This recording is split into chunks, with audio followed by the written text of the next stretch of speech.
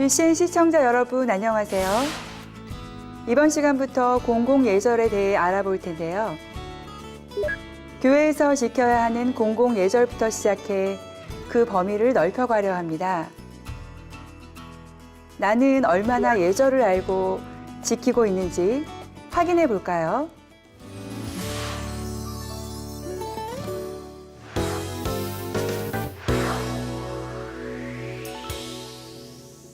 교회 버스 이용 시 지켜야 하는 예절에 대해 알아보겠습니다. 간혹 도로 아래 서서 차를 기다리는 분이 계실 수 있는데요.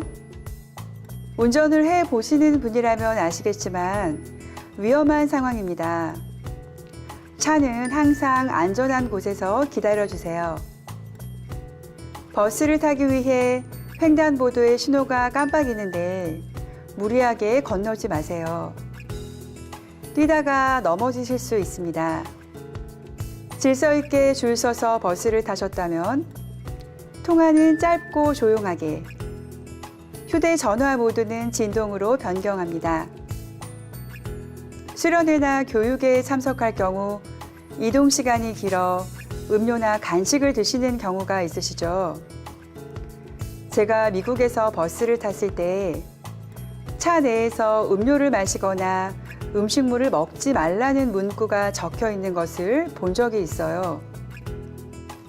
실제로 제 동료는 미국에서 커피가 담긴 컵을 들고 버스를 타다가 운전기사가 승차를 못하게 했다는 말을 들었습니다. 차 내에서 뜨거운 커피를 마시다가 쏟게 되면 화상의 위험도 있고 음료나 과자 부스러기, 아이스크림 등을 흘리게 되면 아무리 치운다 해도 끈적거림이 남거나 지저분해질 수 있죠. 간식을 드셔야 한다면 흘리지 않도록 주의해 주시고요. 끈적거림이 많거나 가루가 많이 떨어지는 간식 등은 가급적 피해 주세요. 다 드신 후에는 쓰레기 수거 및 물티슈 등으로 지저분해진 곳을 닦아주시면 좋을 것 같아요.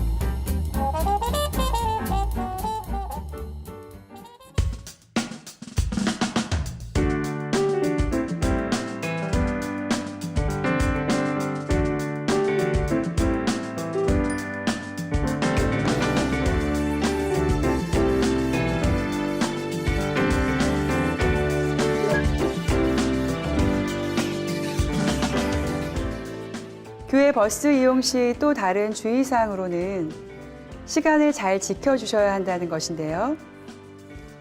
장거리 이동 시 잠시 정차하는 경우가 있어요.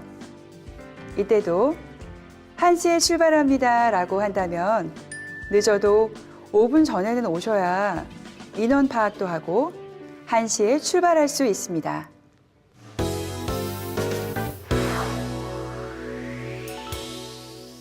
교회 내에서와 주변에서의 보행 예절에 대해 알아보겠습니다. 교회 밖의 도로인데요. 좁은 도로이다 보니 두세 분이 팔짱을 끼고 천천히 지나가시면 뒤에 오시는 분에게 방해가 될 수 있어요. 좁은 도로나 통로에서는 한 줄로 가기 기억해 주세요. 성전에 들어갈 때도 뒤에 오시는 분을 위해 문을 잡아주세요. 아기를 데리고 오시거나 연로하신 분이 오신다면 먼저 들어가시도록 배려해 주시는데요. 뒤에 분에게 먼저 가세요 혹은 after you 라고 말씀해 주세요. 이때 문을 잡아주시는 분에게 당연하다는 듯이 아무 말 없이 들어가지 마시고 감사합니다 혹은 땡큐라고 말씀해 주시는 매너 알고 계시죠? 좁은 통로에서 앞사람보다 먼저 가야 하는 경우나 다른 방향에서 오는 분과 마주치며 걸어가실 때 실례합니다, excuse me 라고 말씀해 주시고 지나가 주세요. 아무 말 없이 손이나 몸을 이용해 앞사람을 밀고 가시지 않도록 해 주시고요. 안내위원들께서도 가급적 통로의 가운데보다는 한쪽으로 다니시면 좋겠습니다. 자녀를 동반하시는 경우 어린아이들이 성전에서 뛰어다니지 않도록 부모님들이나 보호자분들이 주의를 주셔야 합니다. 저도 비행기에서 어린아이들이 뛰어다니는 것을 보는데요. 어떤 부모님들은 그렇지 못하게 야단을 치시는 반면 또 어떤 부모님들은 아이들은 뛰어놀아야 한다면서 제지를 부탁드리는 승무원들에게 오히려 화를 내시는 경우를 보았습니다. 뛰어다니는 내 아이로 인해 다른 분들에게 피해를 주고 아이들이 넘어지는 경우 다칠 수도 있으니 보호자분들께서는 각별한 주의를 기울여 주셔야 할 것 같습니다.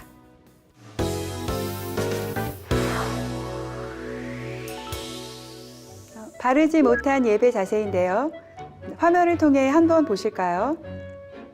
다리를 벌리고 앉아 계시거나 신발을 아예 벗어 놓으셨네요. 다리를 떨기도 하시고 다리를 꼬고 앉아 계시기까지 하네요. 다른 분도 한번 볼까요? 눈물만 닦으시나 했는데 립스틱도 바르시고 마스카라도 하시고 거울을 수시로 보시고 계시죠? 아니, 이건 뭘까요? 앞분의 자리에 두 발을 올리고 계신 것 같기도 하고요. 자리에 이것저것 물건이 많으시네요. 핸드폰, 화장품, 음료수, 사탕 등등이요. 어떤 분은 앞불을 툭툭 치시면서 이따가 다니엘 쳐라 거기서 할 거니까 이 수첩 좀 놔줘요 라고 말씀하시기도 해요. 저기에서는 전화벨이 울리고 큰 소리로 전화 받으시는 분도 계세요. 여보세요? 뭐라고? 나 지금 교회인데 당회장님 설교 중이시니까 나중에 전화해. 이런 모습 좋아 보이시나요? 그럼 어떻게 해야 할까요? 앞에 앉으신 분에게 하실 말씀이 있으시다면 앞으로 오셔서 실례지만 다니엘 철야 이 자리에서 하시나요? 혹시 철야 시간에 제가 앉아도 된다면 죄송하지만 예배가 마친 후 제 수첩을 놓아도 될까요? 라고 물어보시면 좋겠죠. 만일 뒤에 앉으신 상황에서 말씀하셔야 한다면 고개를 앞으로 살짝 기울이시고 실례합니다 라고 하시면서 말씀해 주세요. 또한 예배 중에는 휴대전화를 아예 꺼 놓으신다면 전화벨이 울릴 일도, 전화를 받으실 일도 없으시겠죠. 최근 모 기업에서 회의 시 휴대전화로 인해 원활한 회의 진행이 되지 않자 회의 시 휴대전화를 가지고 오는 것을 금하는 업무 지시를 내릴 만큼 올바르지 않은 휴대전화 사용으로 인해 다른 사람들에게 피해를 주는 사례가 늘어나고 있는데요. 이제 예배 시간에 휴대전화가 울리는 일은 없어야 하겠죠.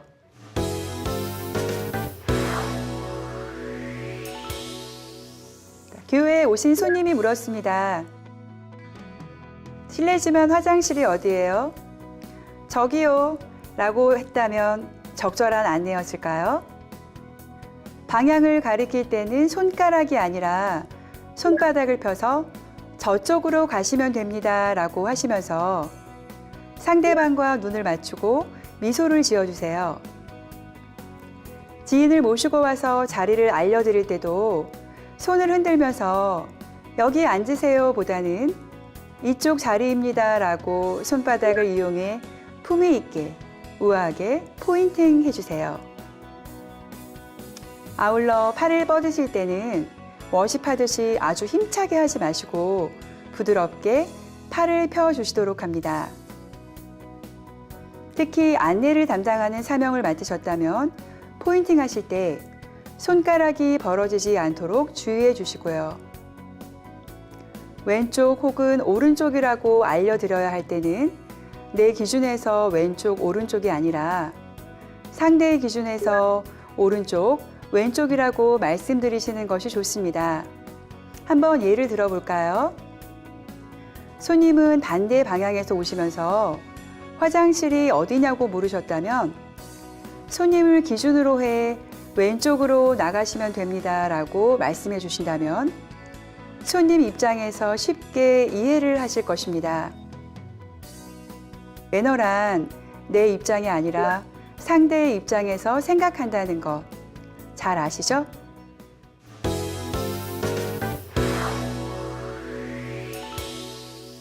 식당 이용 시 한 줄 서기 하고 계시죠? 중간에 새치기를 하는 등의 행동은 당연히 안 하실 거고요.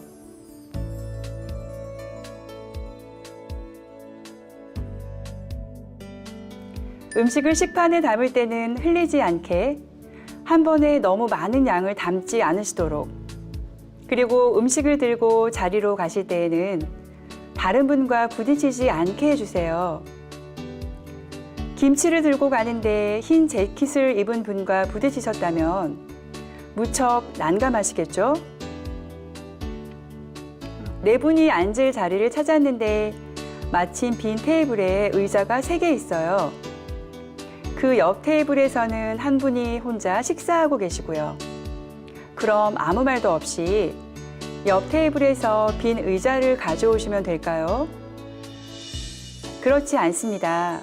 반드시 실례합니다만 의자 하나 가져가도 될까요? 라고 물어봐 주세요. 혼자 식사하시는 분의 일행이 올 수도 있고 식사하는 분의 테이블에서 아무 말 없이 의자를 가져간다면 상대방은 다소 당황스러울 수 있습니다.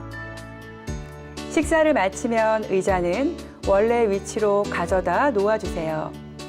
다른 예로는 빈 테이블이 없는 경우 식사를 어느 정도 마치신 분들 옆에 가서 기다리거나 혼자 드시는 분 옆에 가서 기다리신다면 그분은 무척 부담스러우실 것입니다.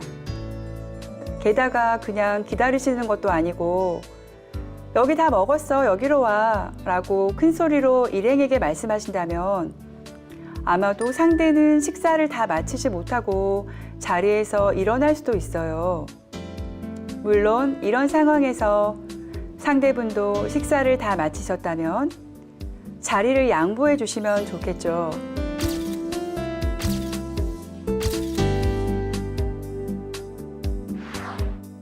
식사를 다 마치신 후에는 의자는 안쪽으로 넣어주시고 만일 테이블을 붙여서 사용했다면 테이블도 원래 위치대로 해주세요.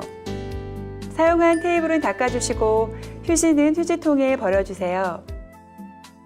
봉사자나 식당에서 일하시는 분들이 테이블을 닦으신다 해도 내가 먹고 일어난 자리는 내가 치우는 것이 당연하겠죠.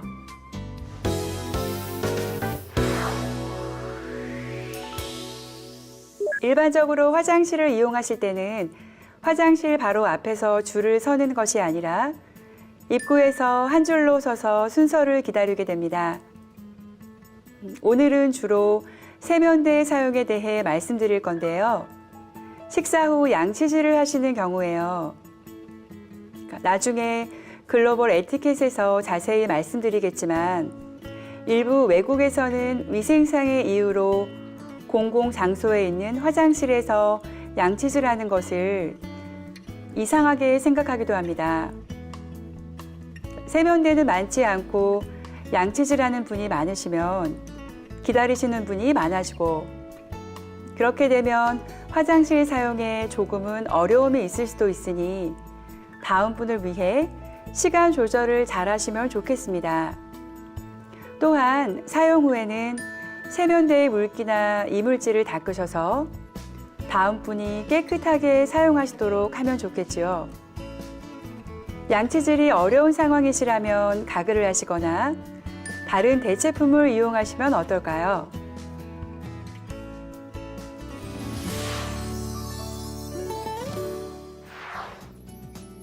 오늘은 공공예절의 일부를 알아보았는데요. 나의 모습이 스쳐 지나가지는 않으셨는지요? 만민중앙교회의 차량국에서 말하는 차 내에서 지켜야 하는 에티켓을 보시며 이번 시간 마무리하겠습니다. 에티켓 코디네이터 서미정 여기서 인사드립니다.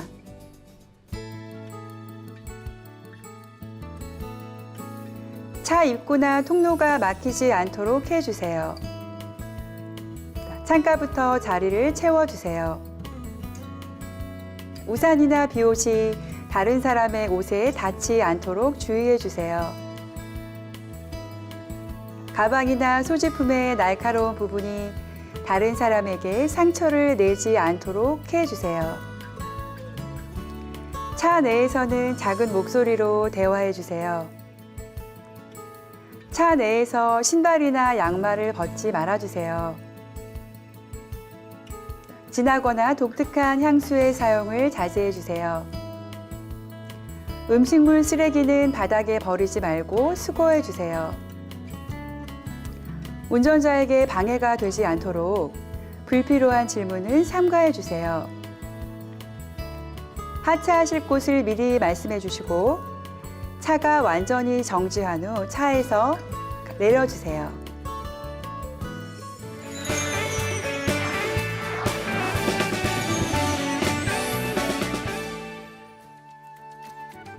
아름다움을 전하는 뷰티풀 라이프 오묘기입니다. 아름답다는 말은 균형과 조화를 이루어 눈과 귀에 즐거움과 만족을 줄 만하다 라는 뜻인데요. 그래서 저는 아름다움의 기준은 조화로움이 아닐까 생각합니다. 서로 다른 소리를 내는 악기들이 모여 조화를 이루면서 아름답게 느껴지는 오케스트라의 음악처럼 서로 다른 내가 우리가 되고 또 어우러져 하나가 될 때 아버지 하나님께서도 기뻐하시겠죠? 오늘도 저와 함께 뷰티풀 라이프 시작하겠습니다.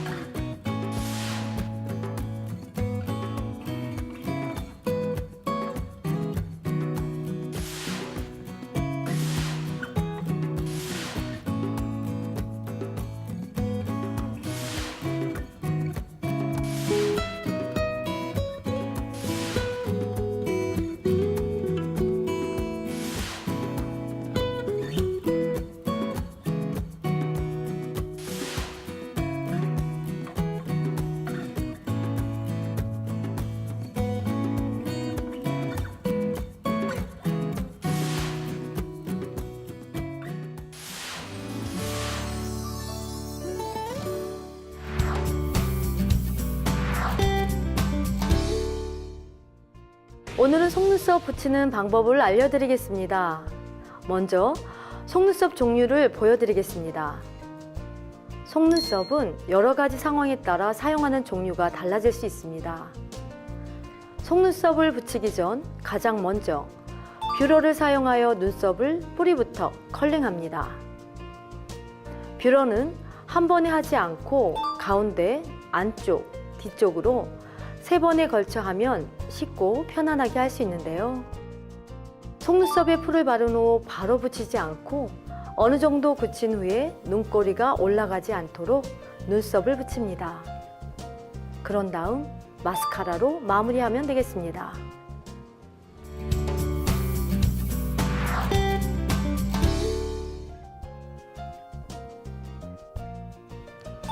자신의 눈 길이에 맞춰서 속눈썹 양끝을 자릅니다.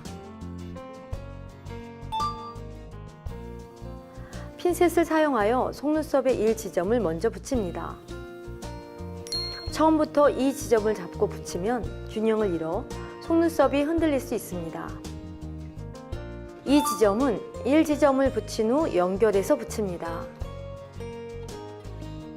3지점은 눈 모양에 따라 조절하여 붙입니다. 눈꼬리가 올라간 경우 3지점을 밑에서 붙이고 눈꼬리가 내려간 경우 3지점을 위로 붙입니다.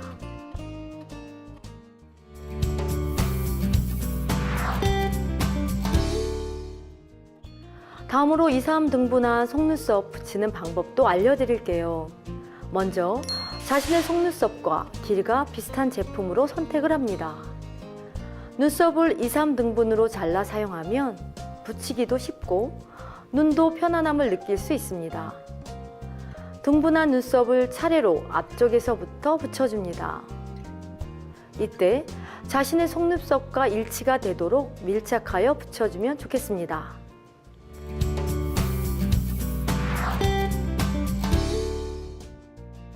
자신의 눈 길이에 맞춰서 속눈썹 양끝을 자릅니다. 속눈썹을 2 또는 3등분하여 준비합니다. 등분한 속눈썹을 앞쪽에서부터 차례로 붙입니다.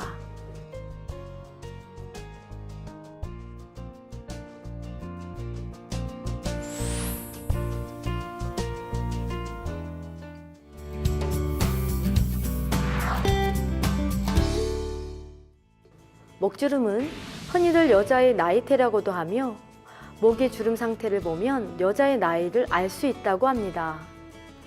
한번 생긴 주름은 없어지지 않는다고 하니 애초에 목주름을 예방 및 대비하는 것이 좋겠지요. 주름 하나 없는 20대 얼굴이라 해도 목주름이 있다면 나이가 들어 보일 수 있습니다. 주름이 생긴 뒤 뒤늦게 후회하지 마시고 지금부터 꾸준히 목주름 관리에 신경 써보는 것이 어떨까요? 목의 노화를 막기 위해서는 얼굴뿐 아니라 목까지 마사지를 하는 것이 좋습니다. 마사지 크림이나 영양크림을 이용해 아래에서 위로 끌어당기듯 가볍게 마사지 해줍니다.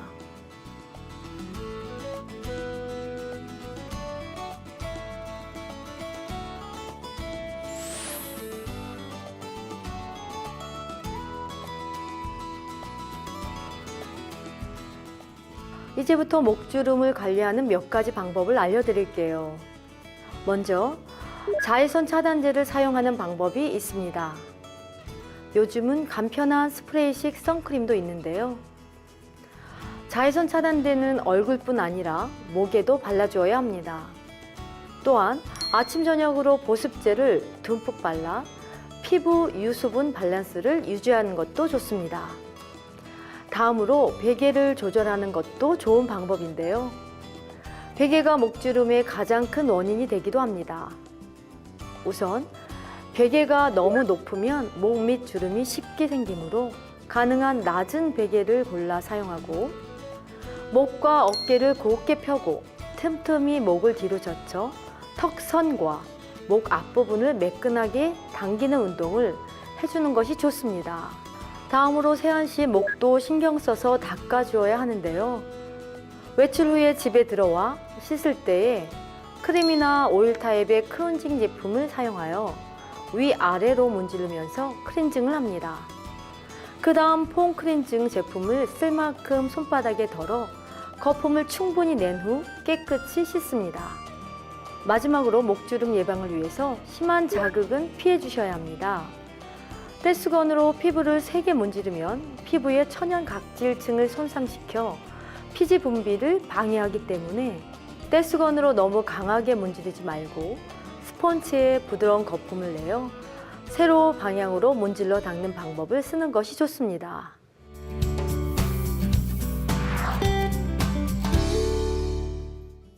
이번 시간에는 특별히 남자 클렌징 방법도 알려드리려고 합니다. 클렌징을 사용하여 얼굴 전체를 가볍게 문지릅니다. 바로 미온수로 1차 세안을 합니다. 세안 전 티슈를 사용하지 않는 것이 좋은데요. 스펀지 또는 브러쉬를 사용해 폼 클렌징을 얼굴 전체에 가볍게 문지른 후 닦아냅니다. 스펀지 또는 브러쉬가 없는 경우 손바닥으로 폼 클렌징의 거품을 많이 내어 얼굴을 가볍게 문지른 후 물로 깨끗이 세안합니다. 클렌징과 관련하여 뷰티풀 라이프 1회에서 소개해드린 올바른 세안법을 참고하시면 좋겠습니다.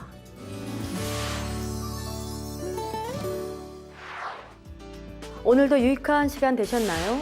사람이나 동식물이나 무엇이든 혼자일 때보다 여럿이 함께 어우러져 있는 모습이 가장 아름다운 것 같습니다. 그 어우러짐 속에서 아름다운 주님의 향기를 바라시는 여러분들이 되셨으면 좋겠습니다. 저는 다음 시간에 뵙겠습니다.